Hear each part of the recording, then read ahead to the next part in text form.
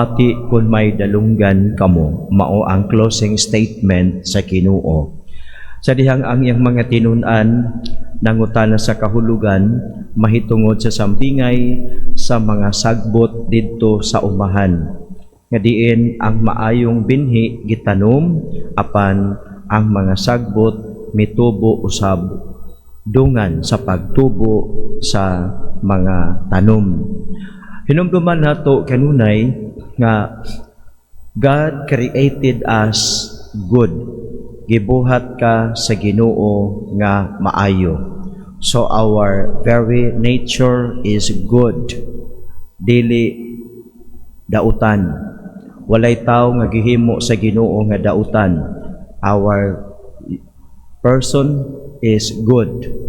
You are created good by a perfectly good God.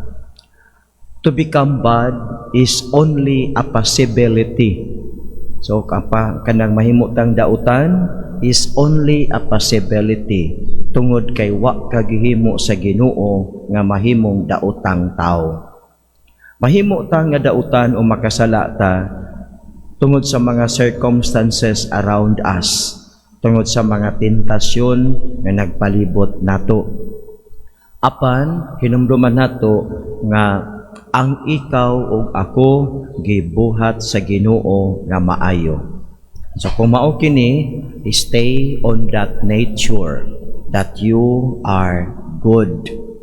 Og kanon sa paghuna-huna nato every day, always ask ourselves na kini ba nga desisyon, kini ba nga buhat maayo o dautan. Kay bisan kita nga ana-ana nagpaduol sa Ginoo, dili kita exempted sa mga tintal sa dautan. Tintalon ta nga masuko. Nya kung masuko ta, muulbo na dayon ang atong kaspa.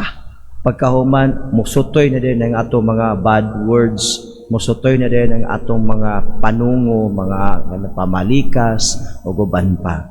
So mao ni nga magbantay ta kay ang dili kita matintal sa dautan. Kung naakay trabaho o naakay negosyo, matintal ta, tintalon ta sa pagpangawkaw. Dili itugan ang tinuod nga halin. Matintal ta sa pagpanguha, ginagmay. Unya, kung maadad na sa ginagmay, di na ta masatisfied sa ginagmay, himuon na natong dinagko. Unya, maadto na sa mga milyon, bilyon, o uban pang mga amount. Sumao na nga atong hinumduman ganunay ang atong pagkakita nga you are not created as bad persons. Kung kita mahulog ngadto sa pagkadautan, tungod kay kita as humans masayop, kita as humans mahimo kitang makabuhat og mga sala. Apan hinumduman nato nga adunay Ginoo nga nagpaabot nimo kanus aka mobalik aron mangayo og pasaylo. So tan-awon mga igsuon nga kining atong nature kini bang to become good or as a good person, i-cultivate kanunay. I-cultivate kanunay kung naa gani mga huna-huna nga musud sa atong utok nga mga dautan, awaya ayaw pag-i-entertain. Mamana nga nung daghan mang mga tao nga makabuhat og dautan karon, unya minus ang pagbuhat og maayo, tungod kay ang huna-huna gisudlan sa dili maayo nga panghuna-huna, dili maayong idea, gi-entertain man nimo. Kanang imong kasuko, imo man gi-entertain sa imong utok. Mao na nga ang kasuko naghari nimo.